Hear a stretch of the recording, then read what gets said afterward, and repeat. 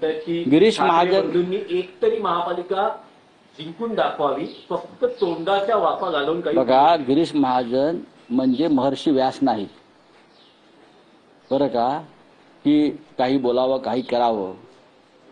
स्वतःच्या खाली काय जळतंय ते त्याने पाहावं. ज्या दिवशी त्यांच्याकडे सत्ता नसेल त्या दिवशी त्यांची काय अवस्था असेल, ते कुठे असतील याचा त्यांनी विचार करावा. तोंडाच्या वाफा कोण दवडते आणि कोण नाही हे उद्या ठाकरे बंधूंचं राजकीय दृष्ट्या एकत्र झाल्यावर त्यांना कळेल. रस्त्यावर फिरणं मुश्किल होईल या लोकांना. हे जे चोर लफंगे दरोडेखोर जे फडणवीस यांच्या सभोवती आहेत बरं का, त्यांना रस्त्यावर फिरणं मुश्किल होईल हे मी गिरीश महाजनना खास सांगू इच्छितो. आज तुमची जी मस्ती आहे ना ती लुटलेल्या पैशाची, ही लुटलेल्या पैशाची आणि सत्तेची मस्ती आहे मिस्टर महाजन. हे समजू नका. तुम्ही म्हणजे प्रबोध महाजन नाही, तुम्ही गिरीश महाजन आहात जामनेरचे. आत्मचिंतन तुम्ही करा, आपण कोण आहोत आणि आपले काय धंदे आहेत, आणि मग तुम्ही बाळासाहेब ठाकरेंच्या आणि ठाकरे कुटुंबावर बोला. कळलं? हां. आणि फार आमच्या नादाला लागू नका. सध्या तुम्ही थोडक्यात बचावलेले आहात. आणखी एक प्रश्न की तुम्ही बेस्ट पतपेढीच्या बाबतीत उल्लेख केला, तर ठाकरे बंधू या निवडणुकीत एकत्र आहेत आणि आता भाजपचंही पॅनल ज्यात जबाबदारी लाड आणि दरेकर यांच्यावर आहे. ही लिटमस टेस्ट आहे की कामगारांमध्ये लाड ज्याने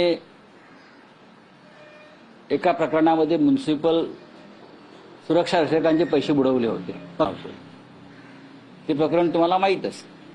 हेच ते लाड असतील भाजपचे, ज्याने म्युन्सिपाल्टीच्या सुरक्षा रक्षकांचा ठेका यांच्याकडे आहे आणि त्यांनी त्यांचे पगार दिले नाही, ते पैसे लुटले असं मी ऐकलं. या सगळ्या याच्यामध्ये हे आता बेस्टची पतपेढी चालवायला निघालेले आहेत, म्हणजे लुटायला निघालेले आहेत. काही करून मराठी माणसाच्या हातात संस्था राहू नयेत यासाठी फडणवीस हे कारस्थान करतायत.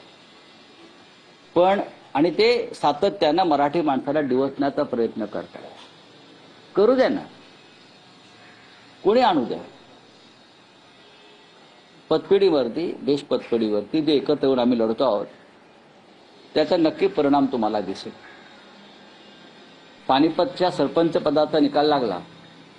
चोऱ्या मारा लांड्या लावाड्या करून, ईव्हीएम घोटाळे करून भाजपच्या पराभूत उमेदवाराला विजयी करण्याचा प्रयत्न केलात तुम्ही, पण शेवटी निकाल काय लागला इथेही तुम्ही करण्याचा प्रयत्न करताय, मला माहिती आहे.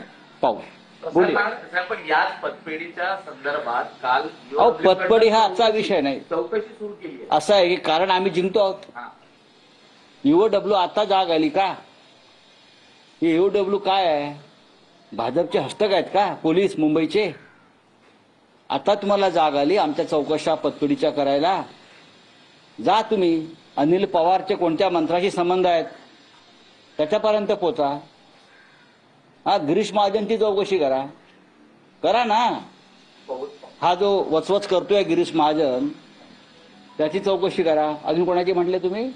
पवारांच्या वकिलांनी कोर्टात पण युक्तिवाद केला. सोडा हो. शिंदे आणि भाजप यांच्यातनं पवारांना अडकवलं. मग शिंदेला अडकवा. याच पतपेढीच्या मेळाव्यामध्ये पत्रकार म्हणाले की यांचे जे बेटचे मराठी कर्मचारी 7,000पेक्षा जास्त मतदार मुंबईच्या बाहेर फेकले गेले. शिवसेना माना 10 वर्ष तुम्ही आहात ना तुम्ही, सत्ता आहे तुमच्याकडे. आम्ही काय चुकलोय म्हणताय का तुम्ही? मग तुम्ही आणा ना. ही मुंबई भाजपच्या गुजराती व्यापार मंडळांना लुटली आहे म्हणून आम्हाला बाहेर जावं लागलंय. आम्ही त्याच्या विरुद्ध लढतो आहोत. हे मोदी आणि शहांचं कारस्थान फडणवीसांचं की मुंबईतून मराठी माणसाला जो टक्का आहे तोही कमी करायचा आणि निवडणुका जिंकायच्या. बोले आपका क्या है? आपका क्या है? बोलिए. नहीं बोलिए आपका क्या? कल प्रधानमंत्री ने लाल किले से 12वीं बार लोगों को संबोधित किया. उन्होंने कहा कि पानी और खून एक साथ बात नहीं. ये बहुत बात, ये